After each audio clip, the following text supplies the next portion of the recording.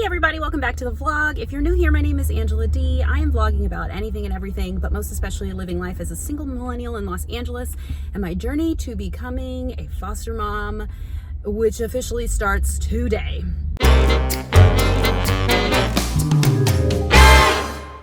A lot of things have happened in the last few days. Let me just take you through them real quick.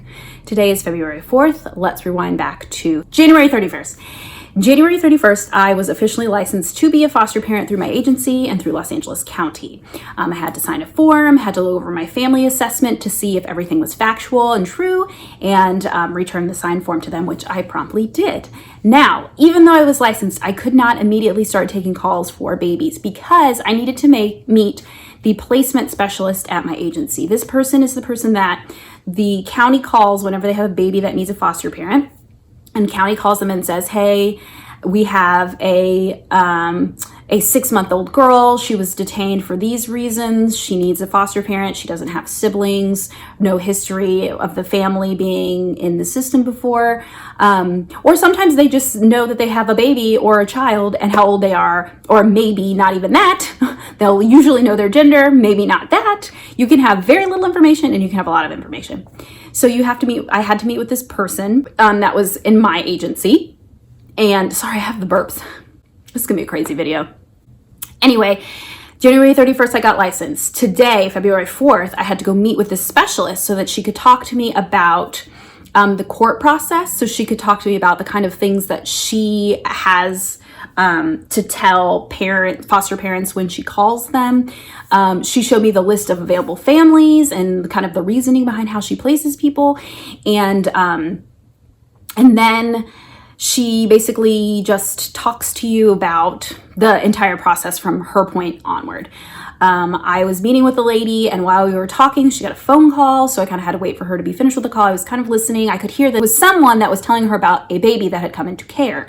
And so I was like, oh, this is really neat. I get to sit here and listen to her take this call and kind of get a bird's eye view of what she does and what that looks like for her from the moment she gets the call onward. So she gets basic information, pauses the call, and then looks at me and says, are you ready to take a baby today? What? Oh, wow. So she said that and I was like, yes. And she's like, okay, he's a newborn baby boy. He's 3 days old. He's at the hospital.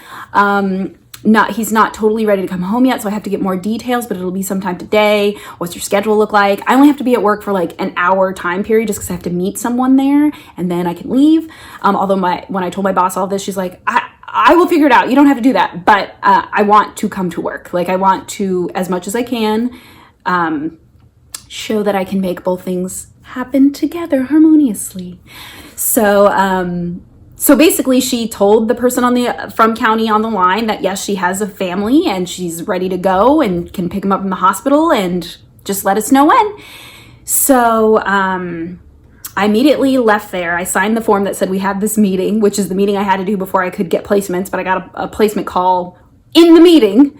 That is how desperate Los Angeles County is for foster parents. If you live in LA County, they need you. They need you so badly. Like she'd been getting calls all week long for babies.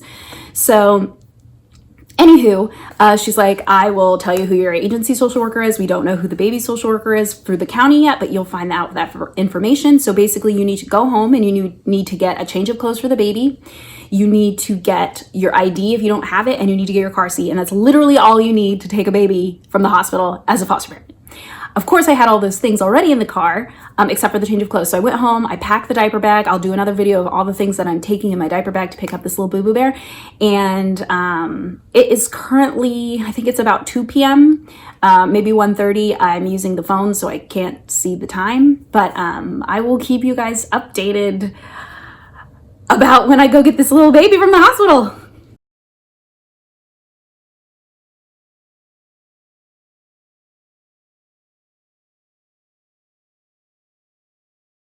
Hi everyone, it is 7:45 p.m.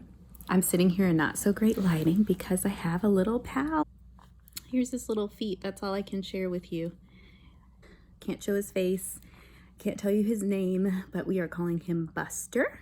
So you can call him Buster D if you want. And let's see, the last time I talked to you, it was like 1:30, maybe 2 o'clock. They hadn't gotten everything they needed to discharge him from the hospital. So I had to wait and see if I was going to go to the hospital, if they were going to bring him here after work. I had to go to work from 4 p.m. to 5 p.m. today, 1 hour of work. My boss was really sweet and said that she could make it work, but I wanted to be there. I wanted to see this task through. And then I'd been available all morning to go and get him. So I was like, no, I already said I was going to be there for it. I'm going to be there for it. So I went to work, came back home, got home at 6, and he came at, I think, 6:15. And then he's a little boy. He's 3 days old. I'm freaking out a little bit, not in a bad way. And just, I have a 3-day-old, and I ordered food, and my food got there as soon as he got here. So everybody came at the exact same time. And then the social worker from my agency called, and then it was nuts. So I'm going to sign off for this vlog. I will do a better one tomorrow, probably when I'm commuting, and I will talk to you guys then.